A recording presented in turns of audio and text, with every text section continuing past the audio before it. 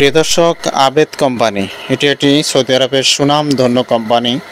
আবেদ কোম্পানিতে shuttering, carpenter, electrician, welder, plumber লোক নেওয়া হচ্ছে। 1500 প্লাস 300 রিয়াল বেতন হবে। বেসিক বেতন 1500, 300 হলো খাবার।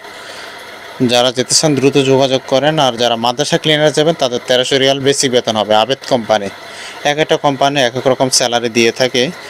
আপনারা যারা আবেদ কোম্পানিতে যাবেন তারা দ্রুত যোগাযোগ করেন আমাদের সাথে, এবং অবশ্যই আমাদের নাম্বার একটি, এই নাম্বারে আপনারা যোগাযোগ করলে হোয়াটসঅ্যাপ ইমোতে আপনারা চাইলে ভয়েস মেসেজ দিয়ে রাখুন।